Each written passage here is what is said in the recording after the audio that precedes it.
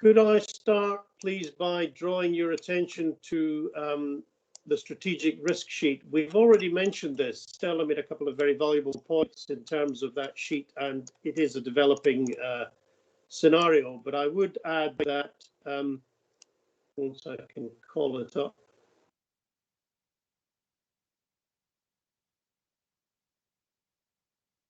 Forgive me, just a second. It's useful to remind ourselves of the strategic risks that are listed here, and in terms of debate around issues, we will come back to this strategic list where appropriate during our discussions and at the end of the meeting, when we just need to sense check decisions or points we have made to make sure that we are congruent with what's displayed there on the risk register. Similarly, if any members identify any matters of risk not otherwise covered during the course of the meeting, if they'd like to shout out, so we do address them. Okay. Let's move on now, please, to the minutes of the meeting of the 23rd of September. What I would like to do, colleagues, is go through them page by page as normal. And if anybody has any comments on any page, please could you shout out. Page 1. Just really the attendance list. Page 2. Page 3.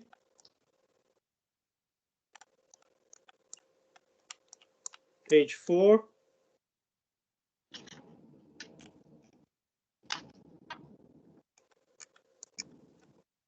Page 5.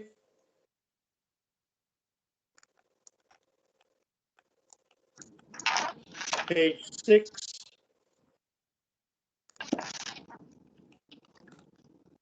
Page 7.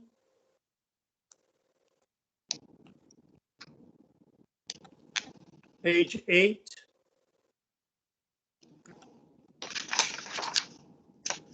And I take these minutes and are therefore approved, colleagues. Thank you very much. Chair, can I make an observation? Of course you can, Paul. Yes, please. It's not around accuracy at all. It's on page 3, paragraph 13, agenda item 4 about my report. And what it says there is accurate, but probably just in context. It potentially portrays that I'm parking sort of crime issues at the door of no revenue protection, and I think it was a bit more nuanced than that. It was the fact that I think a lot of us accept that without the revenue protection, the ticket barriers in place, more people would come onto the network, etc. So I just wanted to clarify that it's not quite as stark as perhaps that reflects. Do you want to give a sentence that would replace that, which is there? Which can perhaps afterwards. I'll just with Hugh. It would just contextualise it slightly better, if that's all right. That's fine. I'm sure people are happy with that. Yeah. Thank you. Anything else from anybody? Okay. Can we take it that these minutes approved as a true and accurate record of the meeting, notwithstanding Paul's comments, which we'll sort later. Thank you. Can I look at the action list, please?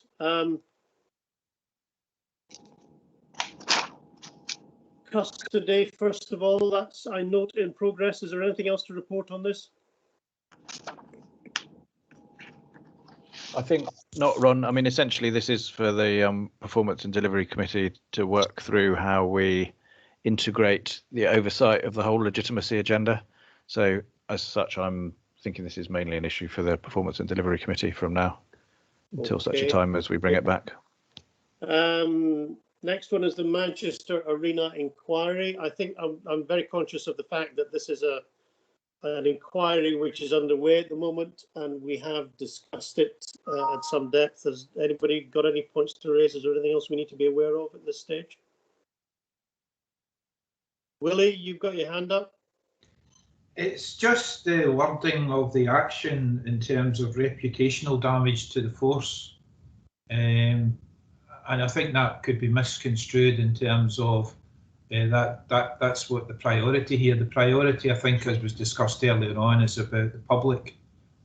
So I think it might be worth to look at the wording of this as well, so that it more accurately reflects the views of the authority and the force. Yeah, I would suggest that it's pardon me, it's changed slightly to recognise, I think, the four major priorities for us, which is the safety of the travelling public, the safety of the staff who work on the railways, the protection of critical national infrastructure, and the fact that, you know, we want to have high quality, excellent policing, which I think in general we do have, rather than worrying about something as relatively unimportant as reputational damage in that sense. So I'd agree with you on that. People content that we alter that wording to reflect the true priorities of the force and what we're trying to achieve? Thank you very much. Now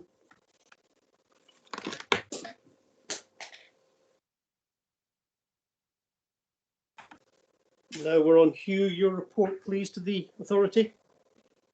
Thank you, Chair. I've put before the authority a report of the some of the various things which the executive is getting on with, which I think is mostly there for the information of members and for you to ask questions if you wish, either in the meeting or without. But I want you to have a proper picture of the kind of breadth of activity that the executive is working on your behalf. So most of the paper I'm not going to comment on. However, I couldn't discipline myself to less than 6 points I was going to bring out, Ron, so I'm going to quickly rattle them through Sure. for you. I know there's loads more points in the paper. So number one is the extra COVID costs from the current financial year, very approximately £5 million. I just want to draw out for members that we are in discussion with the Department for Transport for meeting those costs. This is something that the Performance and Delivery Committee has been overseeing. The department has been quite friendly in terms of suggesting that they will be able to meet those costs for us. However, they have most recently started to take an interest in the cash balances which we hold, which you will see in some of the MTFP papers lately. And so they are currently questioning the authority about, why should they provide £5 million if we appear to have something like £8 or £9 or £10 million in cash balances. And Sarah is pursuing that conversation with them. I still hope we will get to a reasonable outcome. I think those cash balances they see are needed regularly. For example, when we talk about funding the move from Access House in the next financial year in a future item. So, but that's just for you to know, that's the state of play. We're in active discussion, not yet resolved. Second thing I was going to mention was in terms of the spending review and the huge amount of effort that's gone into that from the force and the authority and indeed the department. Clearly the exercise was foreshortened. It's only for 1 year. That means most of the issues we put in won't get an answer this time round. What I am hoping for is a statement to the department from the Treasury, and I don't think that letter has yet been written from the Treasury to the Department for Transport, which will say, were we to reach a crystallisation of our liabilities under the officer pension scheme, the Treasury will entertain some consideration of meeting that. So all I really want is a sentence or some word of comfort in that formal communication to the department. I think that is most of what is left to play for in that particular exercise, and then we will roll on with all the other financial considerations. That was the second thing. The third thing is, jumping around to show the range of different subjects the exec deals with. We have written round with proposals for establishing a complaints review panel under the new integrity regulations to come in on the 4th of January next year. You did all cohere around a particular option for how we should manage those reviews, and we are going to write round, I think before Christmas, Lucy, essentially to ask for volunteers from members to serve on that panel. We'll need to find the right balance between the numbers of authority members who do it, because there's training involved, versus the possible caseload, which is hard to predict. But just to confirm for you, we have reached a view on how we're going to do that. That means we're going to ask for volunteers soon. That was the third thing. The fourth element I was going to raise to you is in the note is an approach from Network Rail to, if you like, regularise our estate's relationship with them across the piece. There is a 26 years old overarching agreement with both of our predecessors, which is no longer either extant or fit for purpose in terms of the property relationship we have right across Great Britain. Network Rail want to regularise that. I think that is fair enough. a possible sting is they will want to move to market rates across the piece, and on the one hand, that may seem reasonable. On the other hand, we want to make absolutely sure that Department for Transport is happy that we move to that arrangement. And on my third hand, actually, if this does include increased costs overall for BTPA, those costs will be met by dispersing them across the rail industry. Hence, we want to make sure the DfT wants us to do this, but that's potentially a large piece of work I just wanted to bring to your attention. The fifth thing I'm on to is just to call out the costs in the BTPA budget, which you'll see later in the agenda, of professional advisors. Largely, this is around the pension advice, which you have talked about in an earlier session. So actuaries, legal advisors, 2 valuation schemes going on, a consultation for a whole new means that we're spending more than 10% of the entire authority budget on professional advisors for pensions, and I felt it worth drawing that to your attention. I think it's the right thing to do, but it's significant, so I wanted to draw it to your attention. Last thing I was going to mention was in the list of out of committee decisions that I've produced at the end of that report, I think possibly the most significant is just to remind you of is the decision to use £4 million, very nearly, of our cash reserves to fund expenditure for the financial year 1920. And that was a decision you took in correspondence a couple of weeks back. Just wanted to draw that to your attention. So those are 6 points that I selected from that really long report. And I hope they're clear enough, and I'm happy to take questions on any of them, or indeed other things that you've seen in the report you want to hear about. Kenna first, and then Dominic, please. Thank you, Hugh. That was very helpful and clear. I just had a question on the Network Rail property. Have we got any quantification, even approximate, of the potential risk to our budgets from that? No, is the short answer, but okay. I feel the need for one. My point was related to that as well. I think, of course, what are market rates in a changing world of sort of office usage? So I think we just need to tread very carefully there. There's going to be lots and lots of office space around. I think we need to get best value when we go into those discussions. Thank you. Willie, please.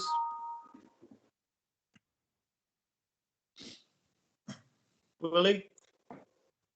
You're on mute. It's on to do just a point on the complaints regulations and setting up, asking for members. I always find these things more helpful if you could be a bit more direct in terms of what he wants and who he wants. I mean, I'm sure none of us will be offended if we're not on the Premier League list, but rather than write to all of us, if we could just come out and say you, you and you, that might be the best way to do it. Seems to be general agreement on that one. I see some thumbs up, particularly from the people who've got experience on police discipline. But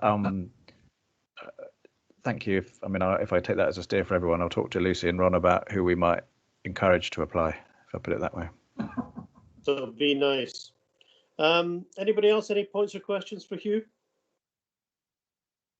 Thank you. We shall note your report, Hugh. Thank you. Now it's the Chief Constable's report. Paul? Yes, thank you, Chair. So I'm not going to go through it in huge detail. I think what I'd perhaps do is try to bring up to date sort of briefing on the COVID side of things and what's going on right now, which covers therefore a number of sections of the report. So what we're dealing now, I guess, with now is the complexity of the latest iteration of controls in place around the virus. You'll recall we've gone from sort of total lockdown, release from lockdown, local lockdowns, tiers, full lockdown, and then now tiers again, which will get revised again or reviewed on the 16th of December. And as I said earlier, there's a strong sense being reported of the potential for London to go into tier 3. There's been quite a degree of movement of people either for retail, exploring retail, or primarily for nighttime economy, moving across the tiers, trying to move to somewhere where they can imbibe, I think is the term, and we're responding to that. We are looking very carefully at the plans around opening up of sporting events. It's very small beer at the moment, 2,000 supporters allowed into football, but we are nervous about what that means as that gets opened up more and you get more people moving around the network.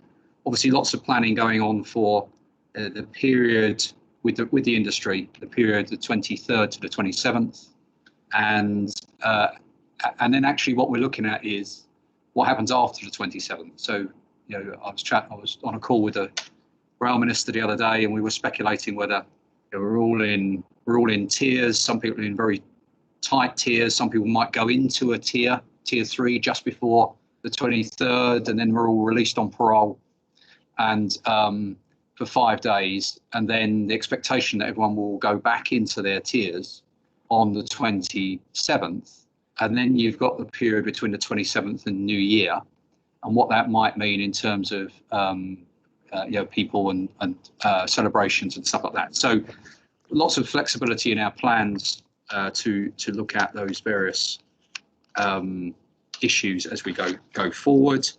As I said,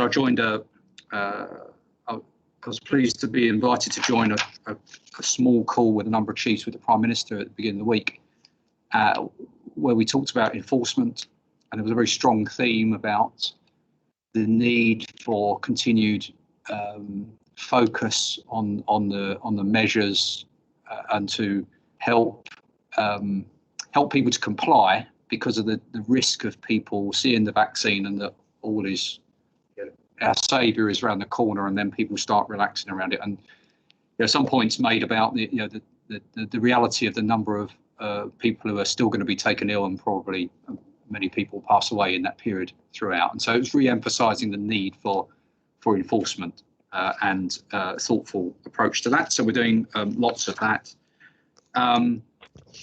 The other operational thing I'd refer to is county lines, and that is a bit of a moving feast.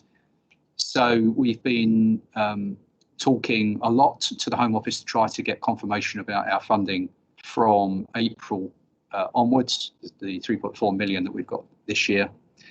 And we've emphasised the need to know, because otherwise we'll need to morph the resources back through sort of natural wastage. We were approached this week and asked if we could absorb a further £400,000 this year, which you imagine is a challenge to spend this year. And we have made the point that actually we would probably spend that on equipment and vehicles, etc., to support the teams, but that would seem a bit odd if it was not going to get funded going forward. We've got some quite strong assurances that we are viewed as one of the primary deliverers of outcomes on county lines. And Paul Fennell, I think on behalf of Charlie, is joining a call with the Home Office today with the Police Minister, where I think there may be some announcements that come out of that. So we're reasonably confident that we're going to get the funding going forward. There's been some fantastic results. You've seen the analysis of crime. So although there's only 25 to 30% of the passengers, we've got 80%-ish of crime and 80% or more of calls for service. If you look at the number of fatalities compared to last year, there's over 90% of the fatalities, yet only 25% of the passengers.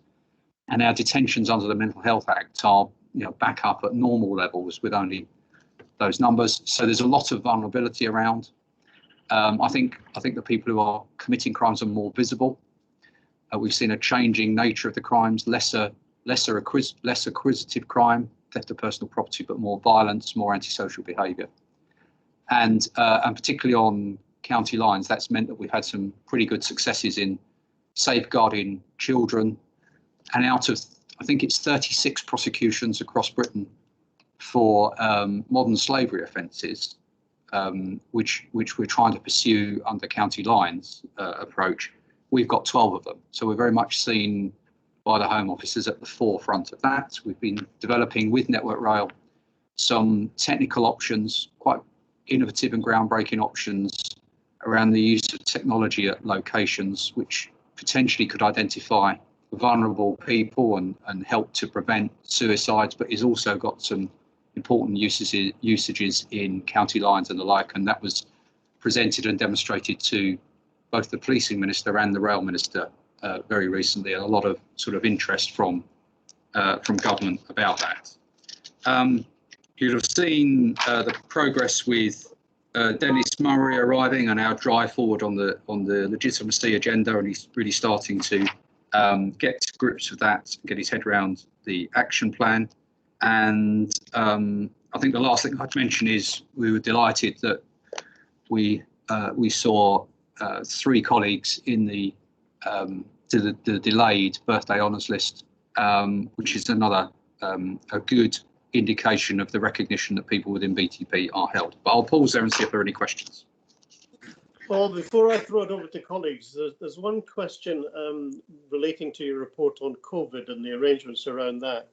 In your conversations with the various groups that you have, has there been any thought or indication given to any priority being given to frontline officers for vaccination?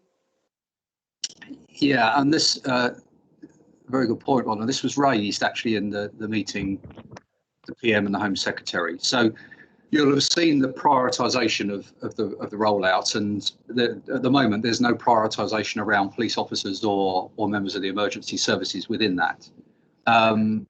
The point was made, specifically it was a sort of a pitch by the Met, as it affects them most but affects other forces.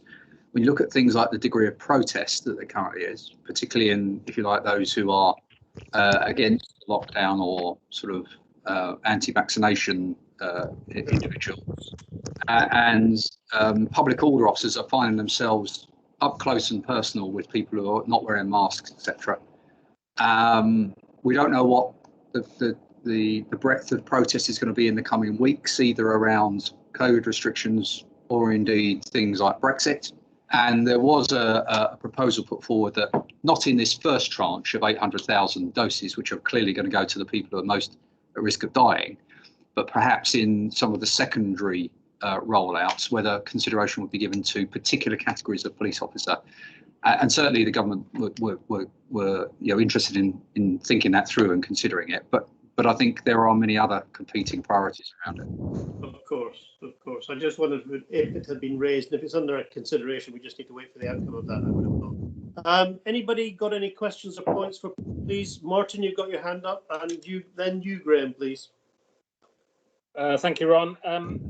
Paul, in terms of the 25% passenger numbers, and yet activity is still almost as high as ever it was, is now at all the time, I could have raised this under MTFP later, to recognise that the numbers game when it comes to charging formulas or similar are not necessarily related to, can we make any capital on the fact that what BTP are actually paid for in many respects is still happening and shouldn't be tied maybe as closely as it has done in the past, just to passenger numbers? Yeah. So really good point, Martin. And we've got some work going on through Benita, who you've probably met through these meetings, who runs our analysis and insight team. They've been working on the resource allocation model, the RAM, and we've got a resource planning tool that we purchased last year, which is coming to the fore, and that's enabled us to look at the demand pre-COVID, looking at the amount of time it takes to deal with different types of incidents, and then projecting how many resources you need to deal with that. What we're currently looking at is whether we can draw some correlation or even algorithm that says, because actually if you look at the beginning of lockdown, when there were only 5% passengers, we still had 20% of crime and 20% of calls for service. So there's almost a core amount of activity, particularly around vulnerability, that's always there, even if there were no passengers. And so what we're trying to work out, is there a correlation? Is there an algorithm so that we can begin to project and say, well, what if the 80% of the passengers came back, but you still had the same degree of victimisation that you've got now? So pre-COVID, there were 22 crimes per million passenger journeys. There's now about 35. And the risk of becoming a victim has sort of grown by a third if you use that calculation. And we're trying to extrapolate what happens if the current crime levels were to follow through with increased passenger numbers, or is that unlikely to play out? And it goes back to my point earlier of clarification about the minutes earlier. We do think there's some link to the fact that, for understandable reasons, the ticket barriers have been powered down in the early stages of the pandemic. There wasn't revenue protection, and what is traditionally a very controlled base has been less controlled. More people have come on. It's a bit like broken windows theory. The more low-level crime, the more it leads to more serious crime, and there's a degree of resetting that sort of public control, which I think will counteract some of that crime rise. So you're absolutely right. We're trying to work out whether from this that we can get some more detailed analysis that will help us to predict things for the future. And hopefully, if I may, Ron, just one quick follow-up is self-evidently take the talks with us. I mean, I do start from a slightly prejudiced position, but this is more of an art than a science. And when we get too complicated in our formulae, we lose the point of policing in part. But I'm reassured, Ron, by what Paul has said. Thank you. Thank you. Graham, you had a point to make? Yeah, just further to Martin's point, I passed through Euston Station, Paul, and it's quite clear to me as I pass through, the vulnerable and challenging members of the public are more obvious, literally, because there's not many people hanging around as there usually are for trains. And I was earwigging as I passed a couple of your officers dealing with what looked like a challenging situation with a vulnerable member of the public, and all I can say to you is they were very sympathetic and very, very patient in their handling of that individual. I thought I'd just feed that back to you as an anecdote.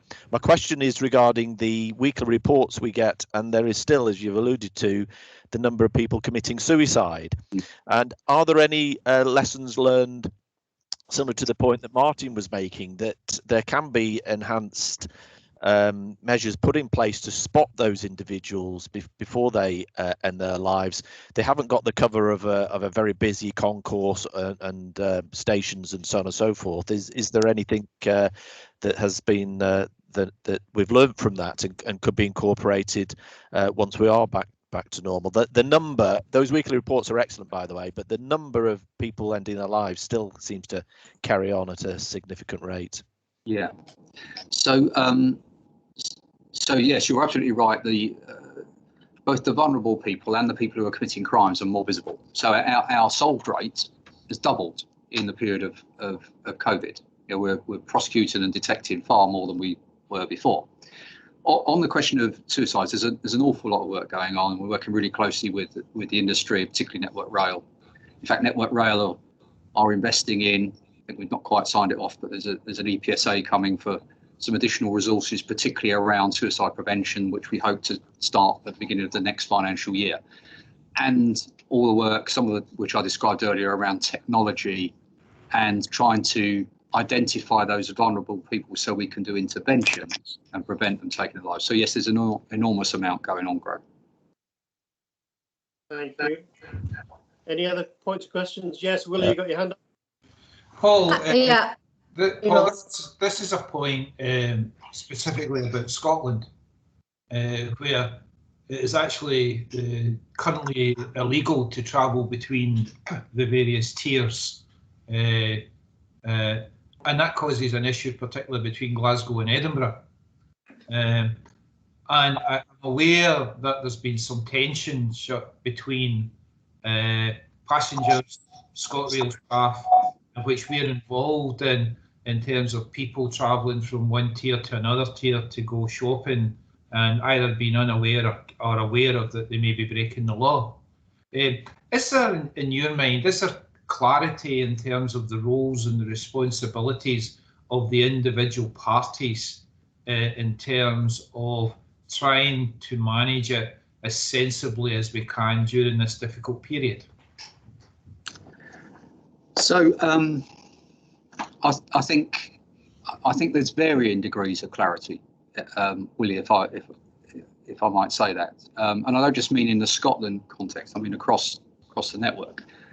So there are some operators who say that anything to do with the health protection regulations is nothing to do with them. Whether it's face coverings or anything else. In fact, I have to deal with a lot of correspondence from MPs around whose role it is, and that's quite a difficult thing to navigate because some people have got different views. I think, but there's an awful lot of synergy. I was in Manchester this week, and the staff there and our officers, and a range of people from Network Rail and TransPennine Express, etc., all doing their individual bit towards a wider sort of enforcement and reminding people perspective.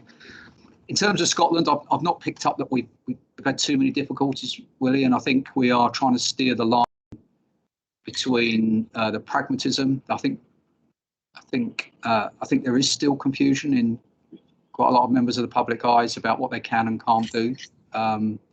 Even though I think it seems a little bit clearer in Scotland around the travel bit between tiers than perhaps it is elsewhere, there's still confusion, and I think we're trying to take that pragmatic view around it, in part because of the long-term impact around the relationship between policing and the public. We need to maintain legitimacy and do this in a balanced way, and I think generally our people have done a fantastic job of treading that really difficult line, because Friday those restrictions end, don't they, in Scotland, and there'll be something new comes in. And the travel restriction has been announced that's going to stay in place, right? And there's no end date for it. One would assume there will be changes to it in the new year, but I think for the foreseeable period anyway, the position is as stated just now.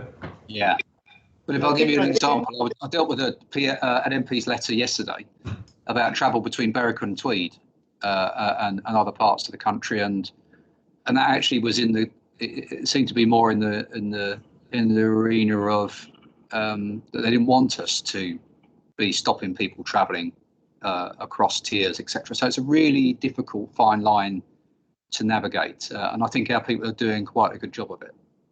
I think the issue, if I can pick up on that, and I understand the difficulties and complexities your officers face on the ground, I think the difference, please correct me if I'm wrong, is that in Scotland it could conceivably be an offence, that if you're not travelling for an essential purpose, you are committing an offence by moving between tiers, whereas in England it's still guidance. Is that right?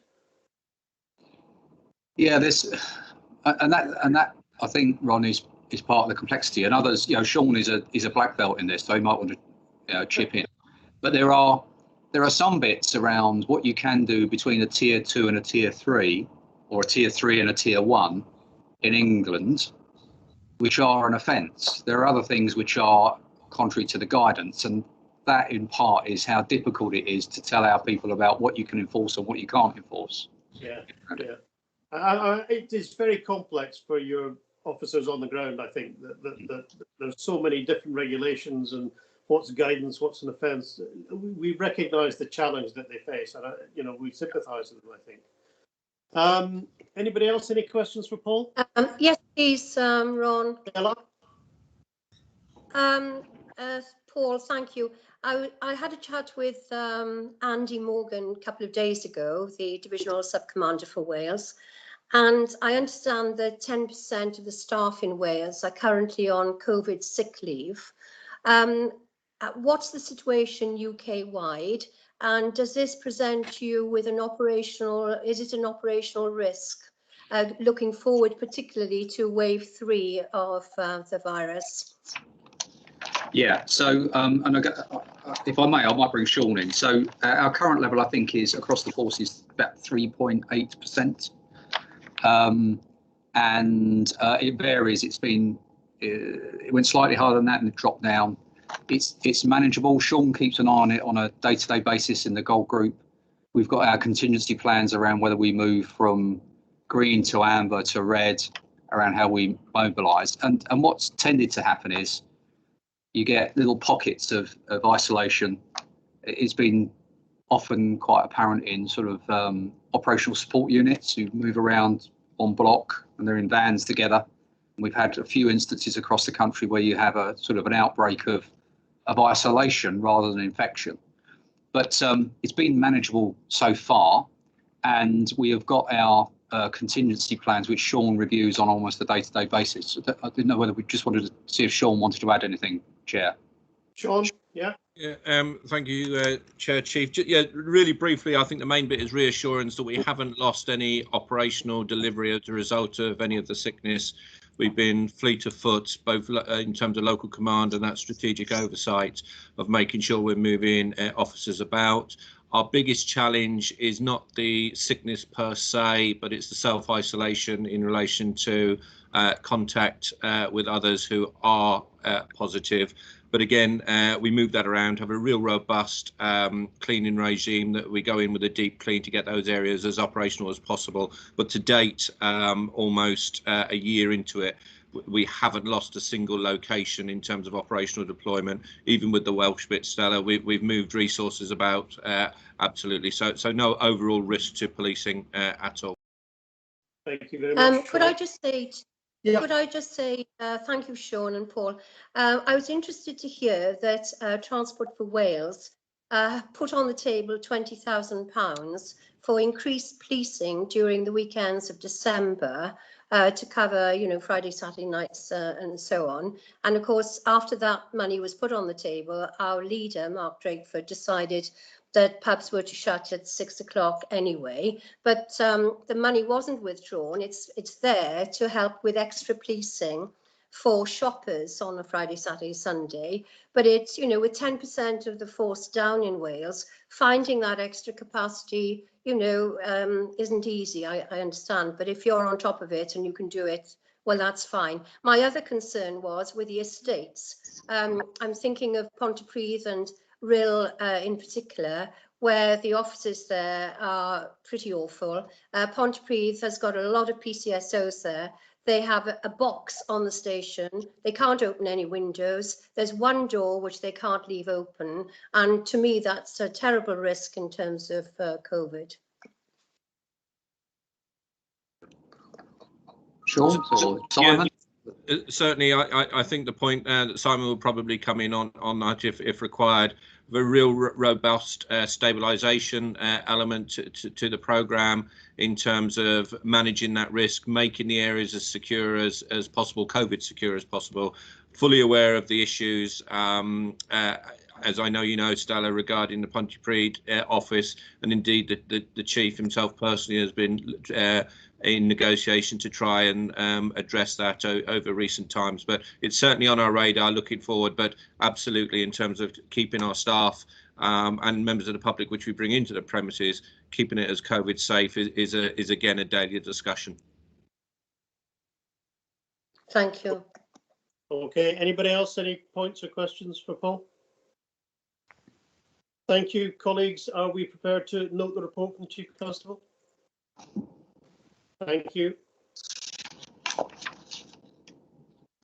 Item 12.1, MTFP and BTP budget. Sarah, are you leading on this?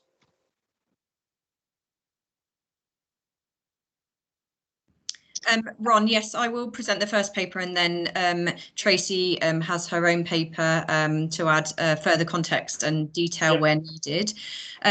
So I will take the paper as read. I appreciate it's fairly lengthy, and I will focus and lead discussion from section 5, which is recommendations for the authority, and clearly happy to take any questions and points for clarification afterwards. So members are being asked to approve funding for 21-22 of £322.8 million. A couple of points to note here. Strategy and Planning Committee did take the MTFP for very detailed discussion. It has changed quite significantly since that point as a result of the Chancellor's announcement in the autumn statement and the pay freeze for next year. So the revised MTFP assumes a pay freeze for year 1, and then also assumes for the rest of the MTFP that the pay increase goes back up to 2.5%. The other point to note in terms of year 1 and for years 2 to 5 is that there's also an inflationary increase of RPI at 1.6%. So members might recall that previously there had been a commitment to move to CPI in line with where the industry was moving to. Actually, they have retained a position at RPI, and therefore there is an ask to the authority that we maintain inflationary increases of RPI throughout the remaining MTFP period. The second point for approval and to highlight is that within year 1 and the 322.8 million funding, this assumes the typical capital spend of around £12 million. Members are very aware of the need for the Birmingham relocation. Currently, that is costed at around the £7 million mark. However, that is a ballpark estimate because BTP is still working through the full business case, which will come back to the authority for approval, at which point the numbers will be more refined.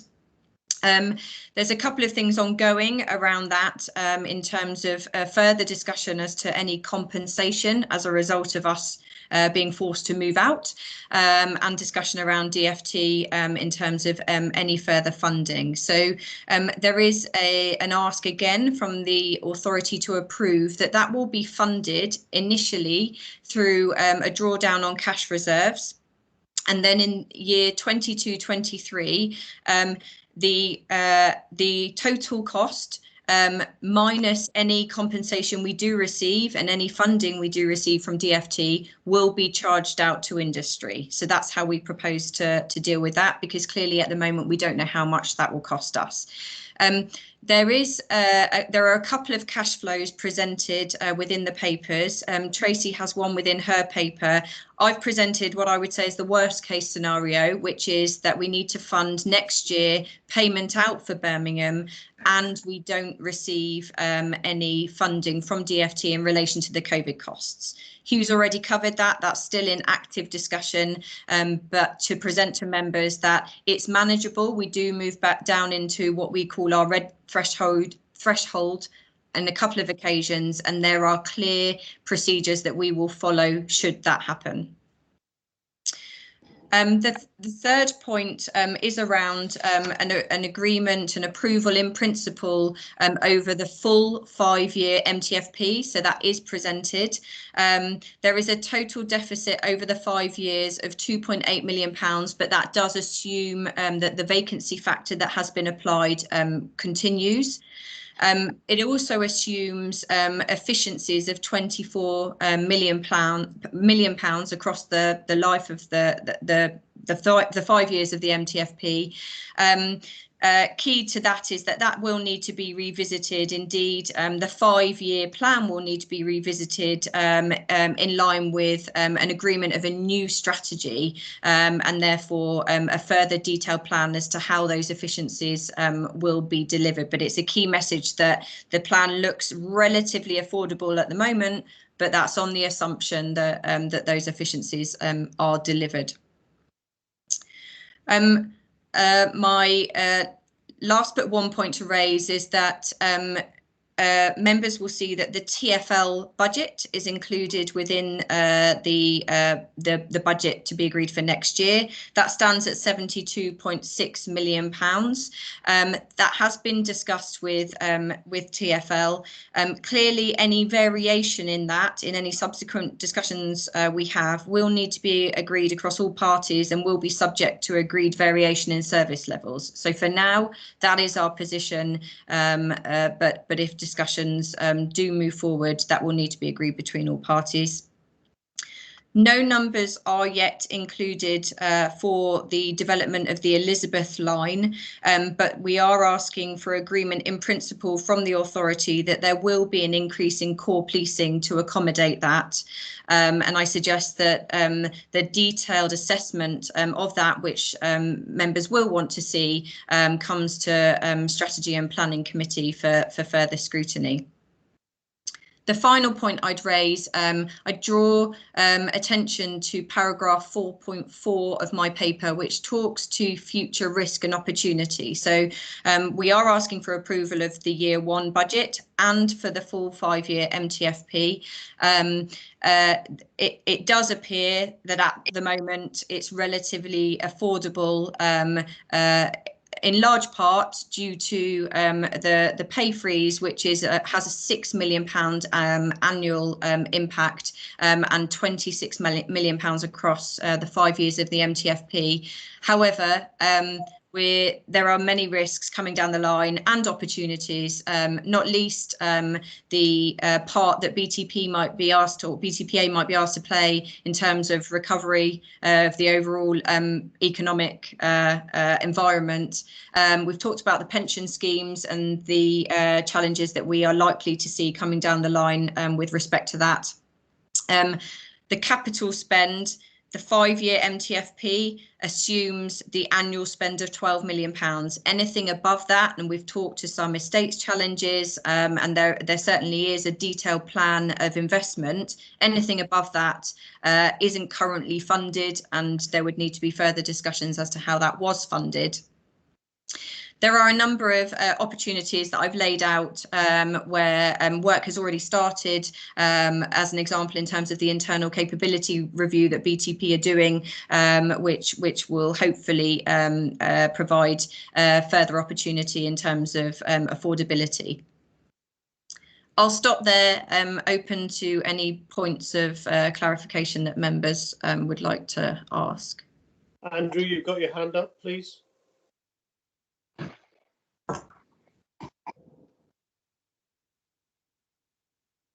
Andrew, you're muted. Cool. Yes, we did discuss this at the Strategy and Planning Committee at length. There was a gap at the time. There was also a focus to make sure that we produced and signed off a workable budget for next year. I think it is fortuitous that the pay freeze has happened from a financial perspective.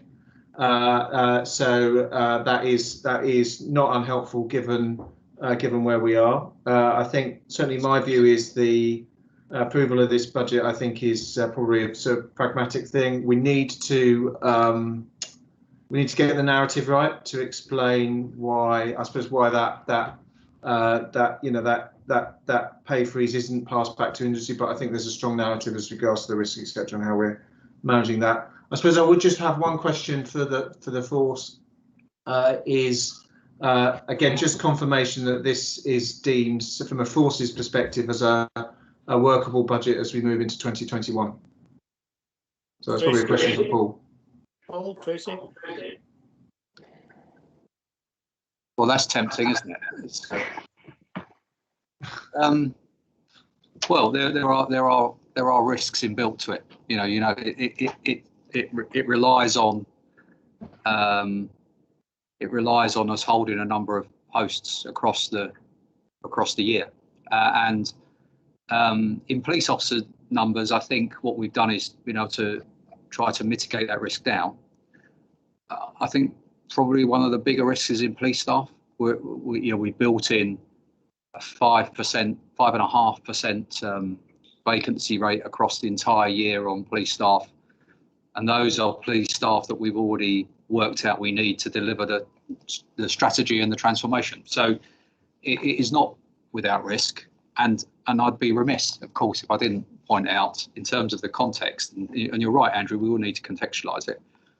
But the rest of policing effectively is getting a 5% uplift in budget over the next year, even once you take into account £160 million worth of efficiencies. So it will be challenging. And I think what concerns me more is the combination of issues. So there's keeping our people interested. There's issues around pay. There's a lot of disquiet around the pay freeze. There's concerns around increments that we're trying to sort of deal with and reassure people. Some of the stuff we spoke about on pensions earlier. We've just got to be careful that doesn't play out together with a very aggressive recruitment campaign across the rest of policing, that we still manage to maintain the resources we've got. So it's challenging, I think, is the term. All right, thank you, Paul. Okay. Any other questions or points from colleagues? So we have Graham. Craig. Yep, Graham and Craig, Chair. Yeah. Sorry, my hand wasn't taken down from previous question. Apologies. Anybody else, Alistair? So Craig, who's off mute now. Thank you. Right. Yeah, Ron, and just backing up a couple of things Sarah said. I think one of the important lines is that 4.4 section with the future risks, particularly when you look at the issue around capital and capital spend. With the transformation working group, we're talking about a number of areas, and it's come up in today's meeting. Stella's talked about particular challenges with accommodation on parts of the network. At some point, there's going to have to be a sustained period of investment in the estates, probably for the next 10 to 15 years. That will cause problems. So I think Andrew used the phrase, this is a pragmatic budget, but we should accept it's not an easy budget, and it's certainly not easy when you look out into the medium term. Okay, thank you, Craig. Andy? Yeah, I was just on the Elizabeth line. I appreciate the work isn't complete yet, but we're quoting here another 37 officers, but we also talk about the volume of traffic and 41 operational stations and so on, many of which, of course, are operational today. So there are two things, really. There are extra stations in the tunnel in central London, and there's a potential increase in volume, or indeed a transfer of volume from some services, including LU, to Elizabeth line. I mean, do we think that's going to work out okay? I mean, the resource modelling is one way, but the absolute number we're going to end up with as extra, you know, needs to be properly funded. We don't want another sort of TfL problem. Are we happy that that's going well? Because, you know, the set of assumptions that come up with the conclusion ought to be available now. So I'm a bit puzzled why we haven't concluded yet, apart from the fact it's been delayed many, many times in terms of opening. Do you want me to take that on, Ron and Paul, for now? If you, I mean, I think in the principle, yeah. I think it's a fair challenge. I mean, to be clear, so I think that the scale of it, we've seen around about 2.5 million of officers and possibly up to about 4 million of therefore total costs, because those officers need central support. So that is the possible scale of it. That would be an annual cost, full year effect, so not for the next financial year. We would have in mind that the majority of that would be fed through the cost allocation model to be picked up by PSA holders, principally MTR, but not exclusively MTR, whoever is carrying this traffic and wherever the crimes are appearing on a basis of the model. So a minority, but a substantial minority, would fall to TfL, and we have to work out a fair balance between the two. So that work has to be completed, and I think is part of what the strategy and planning would oversee. We've shared the number certainly with TfL. I think it matters less sharing it with TOCs, because they as a whole will pick it up and they won't see it so much. Yeah. Of course, TfL are interested in our assumptions, as you were. I think the bold truth is the passenger footfall predictions we had are historic and are pre-COVID, and that is what it was modelled on. So a fair challenge from TfL is, you know, you need to be doing it on what the reasonable expectations are now, to which we say, thank you very much. What are the reasonable expectations now? The traffic in the new line. So it's definitely some passenger traffic, but as you say, it's also the infrastructure. These have been described to me as cathedrals, some of these stations. Now, you know, there's a massive bit of infrastructure to be protected, so it's not just footfall. Anyway, I've illustrated why we don't have the final number, but I appreciate we ought to have had it by now. And I think we just get the additional potential confusion, because part of the reason for building it was to transfer the heat off of TfL currently. So, you know, they're currently paying for some of that. So we need to make sure that gets picked up. I'm sure it will, but it's, you know, it's a bit of a concern because it's a fairly large number, and it's TfL and a new TOC. Okay. Anybody else? Any questions, points from Sarah on her paper? Dominic Booth and then Simon Downey to come in, Chair. Thank you. Dominic, then Simon, please. Thank you. I mean, it's good to know, obviously, that we've got a budget that now balances expenditure with the funding envelope that was proposed. But I do think that, you know, I think the word was used is fortuitous that sort of an externally imposed directive has sort of captured that. So I think it really is important that we, you know, re-establish the principle of putting forward a balanced budget against the funding envelope that exists. There's plenty of debates to be had around that. You know, do we want to make a funding envelope that includes some draws on reserves or whatever it might be? But once that funding envelope is set, I think the basic discipline of coming back with a budget that fits it. So that's obviously plenty of time to do that. 22, 23, but obviously that discipline then appertains to sort of forecast and sort of corrective actions that take place. And I think, you know, we don't want to sort of venture into an area where we lose that core discipline. Thank you. Thanks, Tom. Simon? Thank you very much, indeed, Chair. It was just, if I may, just to emphasise the points that Craig made. I mean, we've had some really good support from the TWG working through some of the choices for next year. But I think what we've done really through the capital programme here is in many respects park them at the moment. And there's some, I think, some fairly important decisions that need to take place really in the first half of next year, obviously working with the new Chief Constable to actually get a strategic direction of travel, because in some cases we're dealing with risks that can be mitigated through capital investment, but in some cases there are opportunities that we're not able to exploit because we haven't got an agreement in terms of a strategic direction of travel. Some of those are directly linked to opportunities and ambition around transformation. Some of them are directly linked also to efficiencies. So I think for members to be, you know, just be cited, I think there's some really important work in that first half of next year to try and lock this 5-year programme down. Thanks, Simon. Anybody else? Any points? Very well, members. Can I ask that we are being asked to approve the points listed in paragraph 5.1 of the paper, which you have all seen, but at the same time to note the paragraph 4.4 and the future risks and opportunities which may well bedevil the implementation of that plan over time. Are we content to approve? Yeah. Thank you. So approved. Could I now move on to 12.2? Who's leading on this? Paul, Tracy?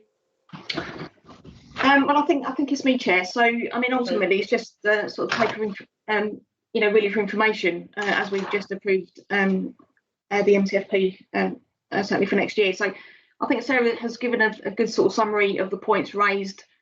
We had quite a thorough you know, chat through the MTFP at the Strategy and Planning Committee, and we've updated that there, of course, from the autumn statement. So you know, without, you know, perhaps you know trying to you know, say everything twice, but I think, you know, it is a tight plan.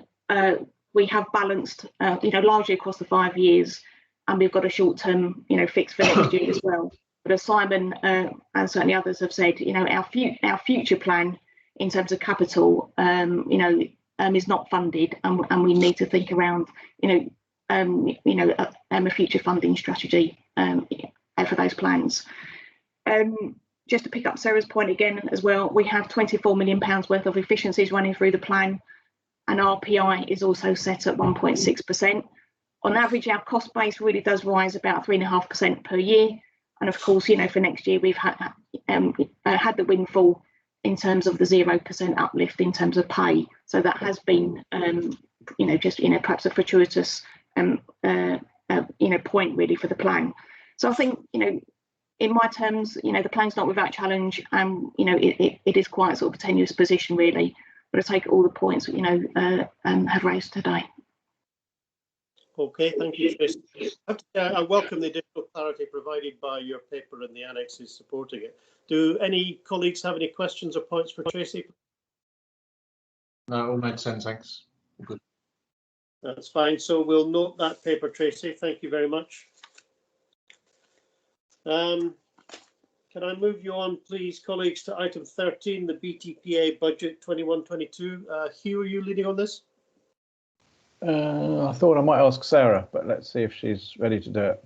Yeah, that's fine. So the BTPA budget is included within the overall budget and MTFP that members have just approved, but this paper provides a bit more detail. It does provide where we are sort of year to date and the forecast in terms of outturn for the current year against budget, pretty much in line, and essentially some underspends on pay and HMRC costs have been offset by increases in the advisor costs, which Hugh talked to earlier on in this session, and then also some legal costs relating to the potential settlement of a civil claim. So that's where we are for the current year. The budget for year one, so next year, is proposed as £2.7 million. That assumes that the executive and members are fully resourced, and largest costs outside of pay relate to audit costs and consultant and actuary fees that we've just discussed. In terms of the 5-year MTFP, the assumptions used are in line with BTP in terms of the inflationary assumptions there. The benefit of coming out of Camden Street, we don't see in the current year simply because of the costs of moving out, but that is seen in future years. Is there any issue about dilapidations, Sarah? Sorry to interrupt you. Yes, so that's the reason that we were obviously still in the building for part of the year, and then moving costs, dilapidations, things like that, therefore mean we don't really see a benefit in the current year, but we will do going forward. Thank you. That's really it. I just ask that members, I guess, essentially approve this, but note it's fed into the overall MTFP. Thank you. Any points or questions for Sarah, please? Or indeed Hugh? No, looks fine, thanks. Thank you. We'll approve it and note it in the context of the MTFP. Thank you. Thank you very much. 2021 actuals. This was me, Ron, if that's okay. And I hope it's not an indulgence to put it on the agenda, but it is very, very quick. I just wanted to say, I mentioned this in my roundup paper, which was an earlier agenda item. Actually, we mentioned it in the correspondence, which members approved for the actuals for 1920 and for access to reserves for 1920, which went around a couple of weeks ago.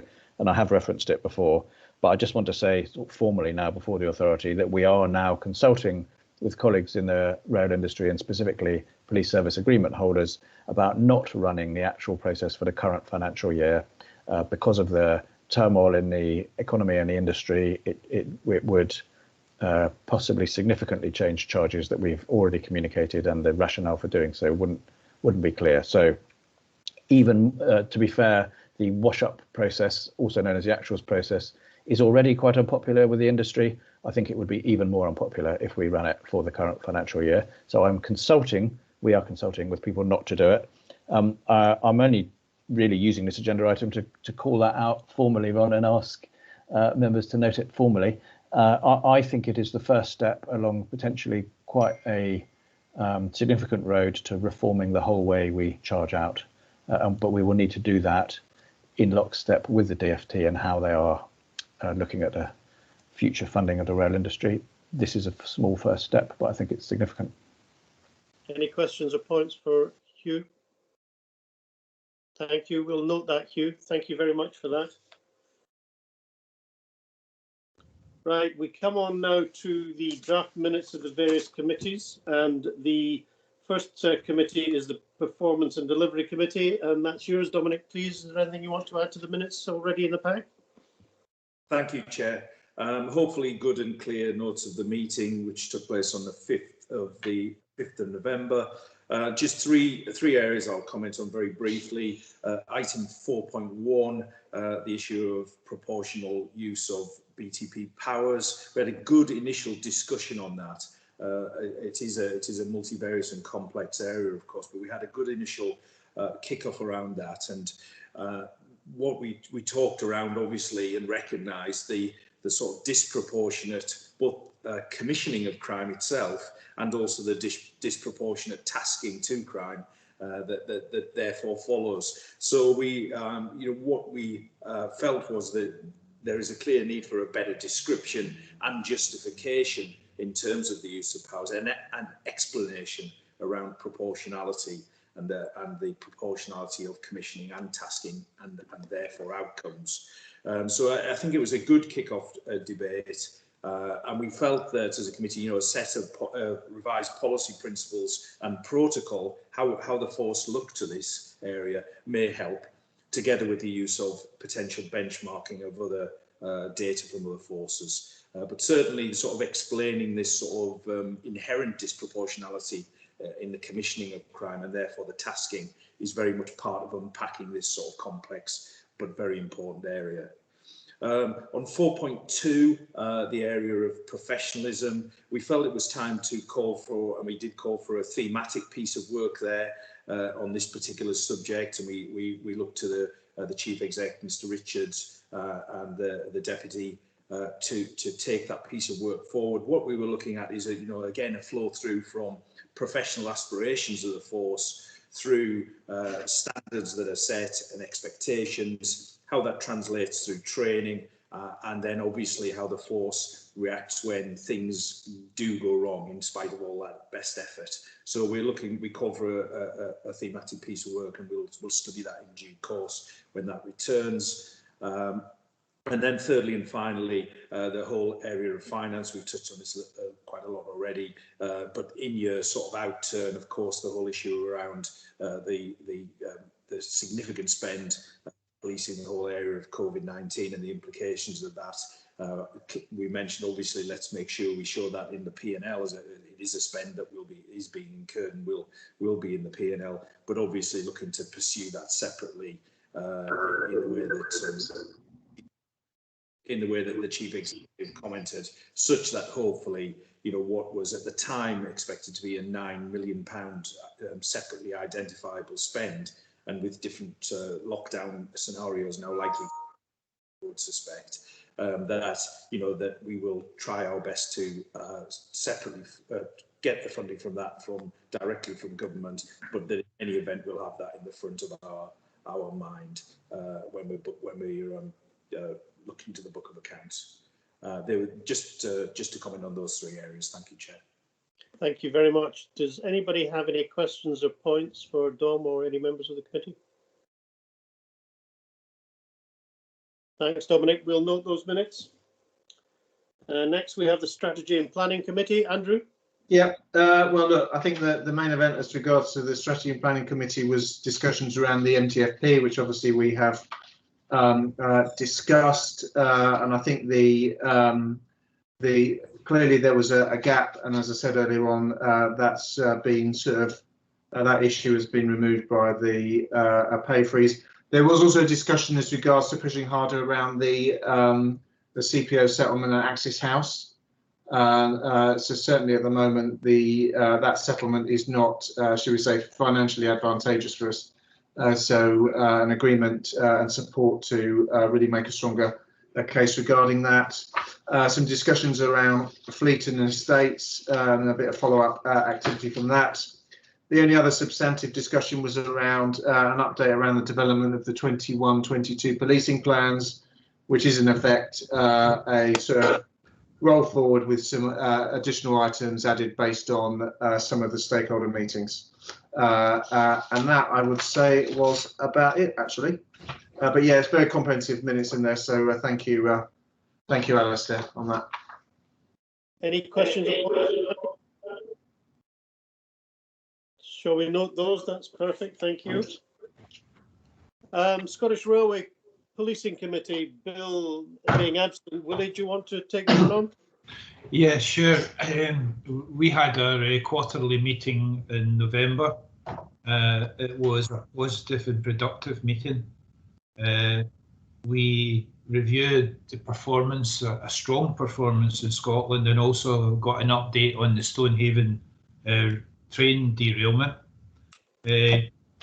As an output from the discussion on performance delivery, we found our way into diversity and inclusion, and we had a very interesting discussion where there was comparisons and lessons between the two forces. So we agreed that there would be a future presentation on diversity inclusion, which has been arranged by Adrian.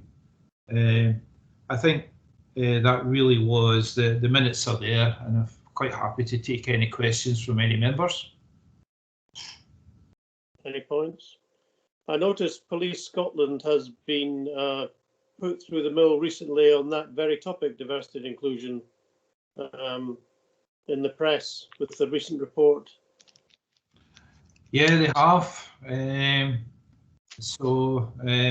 I mean, I think the presentation that has been requested, and I think has been scheduled for our next meeting. I think it will be with a lot of interest. Both sides will look at. In a sentence, how would you sum up the differences? I don't really know, is a truthful answer. I mean, I think we're both facing the same challenges. So I think what's of interest to find out is, we obviously have got the national flavour with national statistics.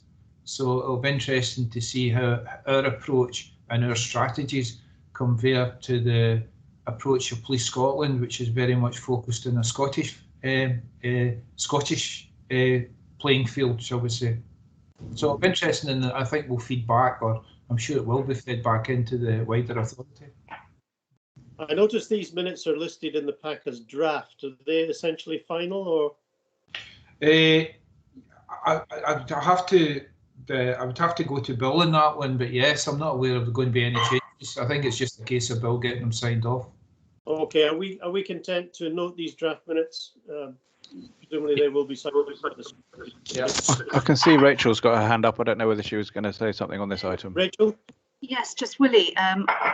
Obviously, I'd be happy to work with you on that. And if there are any particular nuances of how you would like the data presented that would help it land with the committee, just let me know, and we'll make sure that we design it in that way for you. Yeah, I'm sure you're going to be involved, because the presentation, Rachel, may very well come from you. It's coming through Adrian, so we have, I mean, there's no preconceived nuances. We just want to present the data and our views as it is. Okay. Fantastic, thank you. Thank you, we'll note that. Audit and risk, Kenna? Yes, I think the key points are well summarised on page 91, section 56, but just to draw members' attention to 2 points. The first one is around the internal audit plan, which is that despite the impacts of COVID, the audit plan is still on track, which we were pleased to hear. The 5 out of the 8 audits that we planned for this year are currently in field work. As usual, the audit plan is a little bit back-end loaded in terms of reports from the audits. Only one has, I think 2 have been completed so far in the process of being reported out, but we're basically on track. The second point concerns the strategic risk register and strategic risk review. As noted elsewhere in this meeting, it's probably due time for the authority as a whole to have a fairly comprehensive look at the strategic risk register. It's sort of good practice for every board to do that at least once a year. This is a good opportunity to do it, I think, in the first part of next year, and I think the timing of that's to be determined, but I think all members will get an opportunity to look in far more detail at the strategic risks, do some more horizon scanning, see what else should go on there or come off from the strategic risk register. Okay, thank you very much, Kenna. Any points or questions for Kenna from colleagues? Chair, yes, sorry. Yes. Yeah, there's two points, if I may. On strategic risk, I think perhaps in the context of our discussions earlier and the considerations around things like Manchester, so we as a team were talking about a strategic risk register that doesn't seem to move very much, and the colour on the graph doesn't change very much, and there's not a real clarity around who's going to do what between across the time frame that's going to change it. And I think we want to work with the authority to see how you can actually do that. The second point, if I may, was in the summary of the issues and the drawdown of the reserves, and I find myself not agreeing with the note that's there. So there's a comment around what's described as a disjoint in the management of TfL core and non-core spend, and drawing down reserves when having to refund money to TfL. And I think, I don't know, we slightly misunderstood the process. So there's an issue between TfL core and non-core, and where you prioritise that. But there's also a different issue around TfL funding and overground funding. And we have had this discussion before at the Performance Committee. I don't think that it would be right operationally to decide to move resource from overground to TfL if that wasn't the need operationally. And I do question whether there would be an ethical issue if you moved resource simply to draw in funding from a partner who gets their money back if we don't fulfil it, whereas the other partner doesn't. So I would just make that observation. I don't think it's as clear cut as that comment makes in the summary at section 56. Okay, noted. Thank you. Anything else? Ron, do you want me to come in on? I mean, I think the timing of the event that Kenna talked about, and maybe it fits with Paul and ACOG's considerations of strategic risk. We're currently looking towards the end of April for an event which would involve the new chief having had a look at things and then preparing their way, both for a view of strategic risk, but also further plans for the next 3-year strategy. So that looks like an April thing, and we might be asking for people's diaries, concerns, availability.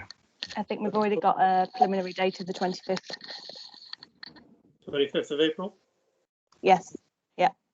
And that's provisional at the moment? Provisional, yeah, Raquel's just finalising it. Okay, thank you very much. Right, Appointments and Remuneration Committee, that's down to me. I think I don't intend to read it out to you, but the things to note in the report, I think, are first of all the people strategy and the fact that we'd agreed to reach out to the Home Office. I just wondered, was there any? I wouldn't have thought there'd be anything back from the Home Office. Can anybody tell me? Are they still thinking about it? I think they'll be thinking about it for a long time. Yeah. So yes, but we are in touch with them. Mm-hmm. And the two key points, I think, are first of all, it is now public knowledge that Lucy Dorsey has been appointed as the next Chief Constable of the BTP. And as you can understand, with Adrian's departure at a date to be determined next year, we'll also be looking at the recruitment process for that. I will add that in terms of appointments, although this is not an authority matter, there will be a recruitment round for more members for the authority next year. The details of that are still to be worked out. Of course, it is a departmental matter as the Secretary of State appoints members, not the authority, but we are generally involved and do the donkey work for that appointment round. And so some work will commence in due course on that particular issue. So just that you are aware. Do any of you have any questions or comments, please? No, thank you. I'll take that as read.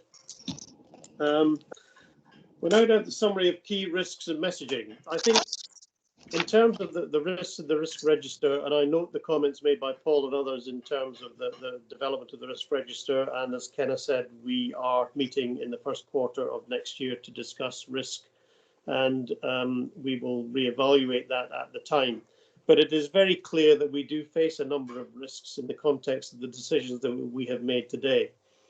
The first relates to the pensions issue, which is going to be a complex matter to deal with, and there are several forces out with our control involved in this, and we will need to see how that develops, and it is in the interests of the people who work for us that we get the best possible result in the clearest way, and we noted that communication was important. Secondly, in terms of the MTFP and the budget for next year, we noticed that it is tight and challenging and requires considerable effort by all concerned. I would make an appeal to the executive and to the force to make sure you work very closely together on these things, as we recognise it is a changing landscape and must be put to foot in order to meet these challenges as they come. There is a concern, I think, over the capital programme and how that's going to pan out, particularly with Access and others. And I think we just, again, need to keep an eye on that. Apart from that, I'd like to think in terms of the work that the force has done in terms of navigating its way through this pandemic area and the nuances and operational problems that they faced. They have done very well. I really want to commend the men and women of the BTP for the work that they have done. And if there is one risk we do not have, it is in the quality of our people. I think they do a fantastic job in very difficult circumstances. That's all I have to say on risks and messaging in terms of this meeting, unless anybody would like to add anything, make any points. No, thank you, colleagues. Craig, you're in the hot seat for the meeting evaluation. Thank you, Chair. Thank you, everyone. I thought it was also useful to reflect. We're 9 months into working like this, and thank you to everyone for the practical arrangements, because actually teams, despite some of the grumbles people had, we're a huge step forward from where we started in March, collectively being able to continue to do business. And I don't think we should underestimate that, as we might like this for the time. I don't know if it's just me, but someone is doing the dishes or doing something in the background. I thought you were multitasking, Craig. Well, I'm impressed with members' ability to multitask like that. If you'd like to trot round to the West Country, I've got a few other tasks people could pick up as well along the way. But no, thank you for the papers, some real clarity this time, and I hope it's borne out by the close working that there's been between the executive of the authority and the force in terms of the clarity of the papers and the decisions made. So the key work around MTFP and other things has absolutely shone through today, and also some of the challenges we see in the medium term going forward. I think it's also worth echoing that point you made, Chair, at the end. A recurring theme both in the pre-meet and throughout this, and Paul, we'd like you to take this message very strongly for you and the team, is a big thanks for the way the force has responded over what is an extraordinary year, and it's an extraordinary year for you personally and professionally as well, but for the whole organisation in the way we responded. We've touched some quite highly difficult, challenging issues today, and they've been navigated well. And we've all got individual examples of the contact we have with BTP, of the work individuals are doing on a daily basis to keep the country safe and look after the travelling public. So it's a big thanks to all of us from that. From me, I don't think there's any other reflections on today's meeting. Good meeting, well run, and thank you. Okay, thank you very much, Craig. Any other business now? I have a couple of items to add to this list, but does anybody else have anything they wish to raise under AOB? Rod, if I may, I've got two really quick things. One, I just told you the wrong date. It's the 27th to the 28th of April. 25th is Sunday.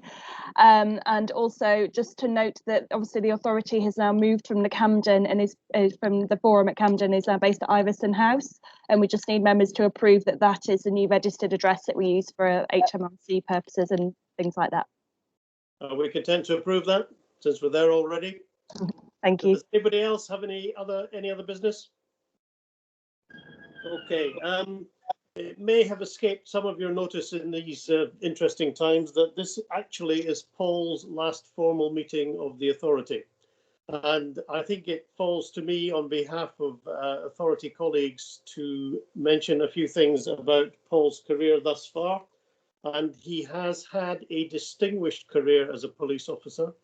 I can easily say many decades with the British Transport Police over some very difficult, interesting and challenging times. And as he will readily admit, we've had our moments, but I believe in terms of Paul's dedication to his force and his willingness and ability to stand up for what he believes is important in terms of policing for the BTP, which has an extremely difficult job, is something to be commended. And indeed, he was, in my view, appropriately recognised last year with the award of the CBE. And I think, Paul, from all of us, we do want to thank you very much for your public service. Thank you very much for your service as Chief Constable of the BTP. And we certainly want to wish you all the very best for whatever it is you go on to. And I suspect you won't go into sleepy retirement, Paul, if I know you at all. And we look forward to seeing the next chapter in your long and distinguished career. I'm sorry that the constraints under which we operate now mean that there is nothing more we can do, but I hope we'll be able to return to this subject next year. Certainly when I'm vaccinated. I don't know about you lot, but I'll be okay and we will get something organised. But on behalf of us all, Paul, first, thank you very much for your service. Thank you very much for your sound advice and working with the authority. And we wish you all the very best in your future, whatever that may entail. Yeah, yeah. Thank you, Ron. Thank you. Can I say words? Can I just say something in response? Paul, please. Thank you. So, as you say, I've been here rather a long time, for just over 40 years, and it's kind of an understatement to say this is an entirely different organisation from when I joined, both in terms of its size and its professionalism and the way it's viewed by the rest of policing. And that's down to the men and women of BTP and everybody who's got any involvement in it. So I'm incredibly proud to have led the men and women of BTP, the organisation I joined as a 19-year-old. Yeah, I've seen one or two things. I was thinking the other day, King's Cross fire, right the way through to where we are now with the big incidents. I often remark, and I mean it most genuinely, it's an incredible force made up of incredible people who do incredible things every day, and you see that on the log overnight. You see it in the weekly summary of what they do, and in a sense, it's with great sadness that I saw the kind of the issues that we've seen recently, because it detracts from the tremendous things which we will hear about that those people did in future, and it's such a shame in that regard. I've been a chief officer for 13 years. I'm just doing a quick calculation. I worked with the police committee prior to the birth of the police authority. In fact, I should be blamed in part for the legislation that brought about the authority, if that's the right word, or thanked, whichever way you want to look at it. And actually, in those days, with a police committee made up, dare I say, of almost exclusively people from the rail industry, it was a very different feel to where it is now in terms of the sort of the public interest. I've worked with, I was just working out the first chair of the authority and then 6 chairs or 6 interim chairs in between, and numerous permutations of members of it, all of who have brought great wisdom and experience to it. So I've been very lucky to be part of this organisation, which is truly great. I think you've made an inspired choice. I think Lucy is clearly passionate about BTP, and if you have to hand over to someone, I'm pleased to be handing over to her, and I'm sure she's going to take it on to new heights. So thank you very much for your support you've given to me. And where I've been difficult and awkward, it's only because I love this organisation so much, and it's my role to fight for them. So I'm sorry if I've been a bit awkward at times, but there we are. That's fine. Don't in your office. Thank you very much, Paul. And as I say, personally, on my behalf, personally, thank you very much for your counsel and support. And, genuinely on behalf of all of us, we wish you all the very best in whatever it is you're going to do next. And I suspect, as I said a moment ago, you won't be having a quiet retirement. There'll be something coming up. We'll see your name around. All right, anybody else, colleagues? Thank you very much for participating. Alistair, thank you for sorting out the pack and all the arrangements. And it's a pity we weren't live streaming today, but this will go on YouTube, I assume, and then we'll work on live streaming for the next one. Okay. Thank you, everybody. Thank you. Thank you. Bye. Happy Christmas.